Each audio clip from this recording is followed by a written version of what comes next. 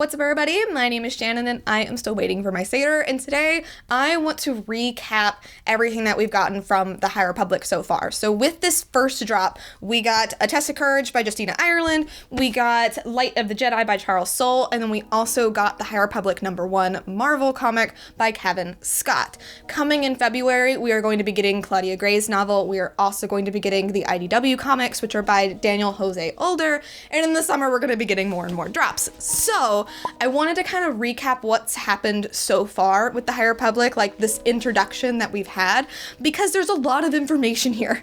And I feel like because of how dense Light of the Jedi is, like even I was like, I feel like this could be summarized a little bit faster. Where we are at right now is that the High Republic is like years and years and years, I think it's like 400 years before where we are at with the prequels. So everything is different, all is well, as the book likes to open up. We have this republic that is at peace. There is no war. Everything's great. The Chancellor's amazing. She has these lion cat things that are super cool, and she wants to do all of these great works to really improve the galaxy. And one of these is launching something called the Starlight Beacon out in the Outer Rim, which will basically bring the heart of the Republic all the way out to the Outer Rim so that they can, serve as a hospital. There's going to be a Jedi temple there. They can, do museums and art galleries and an embassy. It's basically everything all wrapped up into this one station so that you can feel like Coruscant is there, even though Coruscant is so far away. Something else to be noted is that the galaxy is still kind of being mapped. Like, it's not exactly the galaxy that we know from like what we're familiar with Star Wars, although it is pretty similar, but they're still kind of mapping out hyperlanes. They're learning, about new planets, about new things here and there. One of the things that I found really interesting was the mention of the Santeca clan. You might recognize the name Santeca from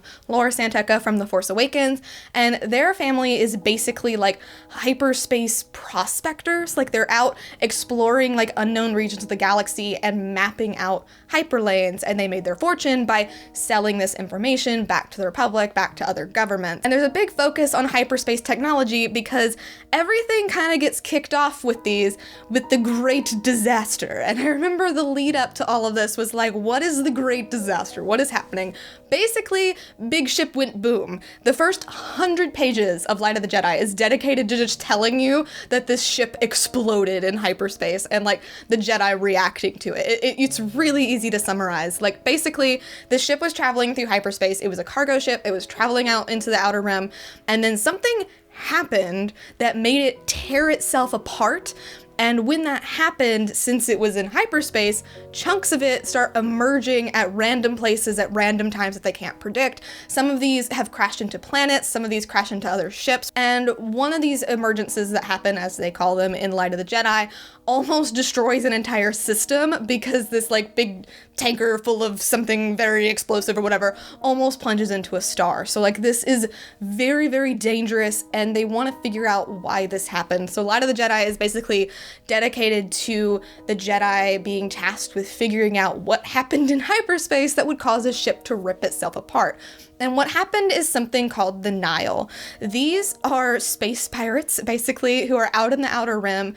And I would say, like, they remind me of, like, the gangs that you would see in, like, regular Star Wars. Like, they just remind me of kind of, like, that criminal underworld. Overall, like, they had been described to us as, like, having no allegiances, no loyalty. They, it's just pure destruction, pure chaos all the time. But that's not necessarily true. They do kind of feel like a family. Like, we do get to spend a little bit of time with, characters from the Nile here and there, and it feels like, the Nile really is their home. It was kind of like, I didn't have anywhere else to go, so I went here, and like, yeah, I do horrible things, but like, I'm making money off of it. This is just what I do. And what makes them so dangerous is that they can be anywhere at any time. People are terrified of them because they don't know how it happens, and the big reason for this is because they have kidnapped one of the members of the Santeca clan who can actually see like into hyperspace, and she's the reason why they can travel like they do, because she figures out these things called paths. They can use these paths to move through hyperspace in ways that nobody has ever thought of. Like, basically,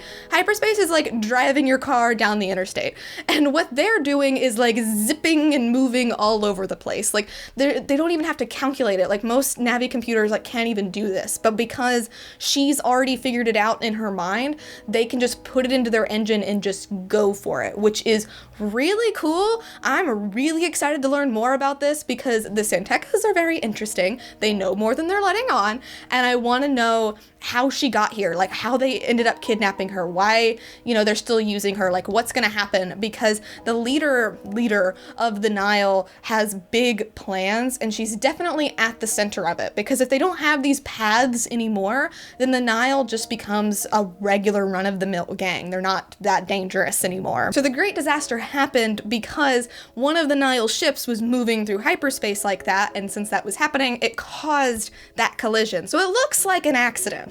And the Nile doesn't want the Jedi to figure this out. They don't want the Republic to figure this out. So they start trying to find like the records and like all this kind of stuff to try to like be like, all right, no, don't, like we're out here, you're over there. No, it's gonna be fine. Just don't look over here. But of course, through the course of Light of the Jedi, everything goes wrong. It ends with like this huge confrontation between them and like a third of the Nile, which gets decimated. And then by the end of it, we find out that the leader, and I'm gonna say his name, I'm probably gonna mess it up, it's like Marchurian Rowe, I'm not sure how you say it, but he apparently planned all this because he wants to basically have control of the galaxy, because if they can be anywhere at once, you know, what's stopping them from going into the mid-rim? What's stopping them from going into the core and taking whatever they want? So he kind of orchestrated all of this to happen, and he seems really crazy. I'm very excited to learn more about him, though. He kidnaps a Jedi and like has all these plans, and like there's so much that we don't know, but I'm very excited to see more of that. Moving into A Test of Courage, with that, basically we're just introduced to a couple more Jedi, like the younger ones with that. The Nile are in it, but not to like a big extent. Like they do cause another ship to explode, this time on purpose. But it's mostly just kind of about these kids and how they perceive like the politics of the High Republic right now, which I found a lot more digestible and like very, very interesting to see in comparison to Light of the Jedi, because Light of the Jedi is a lot of information. It's basically a huge exposition dump. And then when you get into the comic, again, it's just kind of showing you another side of the Jedi. And this time, like, you're on Starlight Beacon, you're, you know, being introduced to these people who are very different from the type of people we've seen before. And that's something that I find really interesting, because my takeaway from these three things is that all is well, but not anymore. I really think we're going to be headed towards the Republic facing possibly civil war, possibly revolt. I'm not sure. I think some people might try to overthrow the Chancellor just because of how she tried to handle things. I think the Jedi is going to have to realize that their Jedi have a lot of different opinions, and I think they're gonna face some trials that are really gonna shake their values, like specifically in Into the Dark, which we haven't gotten yet, but I just have a feeling that something's gonna happen, because it just... there's something that's going on with the main character with that happens in Light of the Jedi, and it's that his master dies, and in the beginning of Into the Dark, he doesn't know this, and I just have a feeling that like something big's gonna happen with that, because in Test of Courage, you see that again. You see a Padawan lose their master, and he taps into the dark side because of it.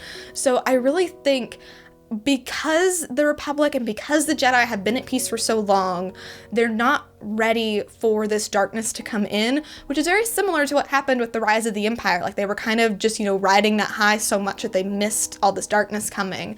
And I definitely think that that's what they're facing right now. So I'm really excited to see what's going to happen next. I'm very excited to see like more about these Jedi. There's so many names that it's kind of hard to keep track of. And like with like Light of the Jedi, I stopped keeping track of them because sometimes you would be introduced to them and then they would just die randomly anyways. So basically like our big players are like Avar Kriss, there's one named Skier. I'm pretty sure everybody in Test of Courage is probably, you know, good to keep tabs on the ones in the comics. Keeve is so cool. I'm really excited about her because she swears all the time. She doesn't seem like a regular type of Jedi. But moving forward, I definitely think we're going to start to see more and more conflict be introduced. I think the next next big thing to look out for is probably Cavan Scott's adult novel. I think we're going to learn a lot more about the Nile and their plans with that. But the biggest thing I'm looking forward to is Claudia Gray's Into the Dark, because I definitely think going from Light of the Jedi to Into the Dark, just that, those name parallels, I feel like something's coming. Like, angst is coming. Angst is what I'm here for. They did announce that this is like a huge initiative that's going to take place over several years in several phases. Right now we are still in phase 1, and I just have a feeling we are in for it, and I'm very excited about that. So that's kind of a recap on these novels and like what we've gotten so far. Obviously I didn't explain everything, but if you are starting to wade into it, or if you didn't start with the first release, want to start with some other stuff, that's kind of the gist of it for you. So I do recommend all of these books. I really enjoyed all of them. I have other reviews for them as well if you want to check that out. But basically, I am just ready to get to February. I'm ready to see what's going to happen next, and I'm just really excited. But anyway, thank you guys so much for watching this video. If you liked it, be sure to hit that like button down below, and don't forget to subscribe so you can talk books with me every week. That is everything I got for today, and I will see you guys next time. Bye!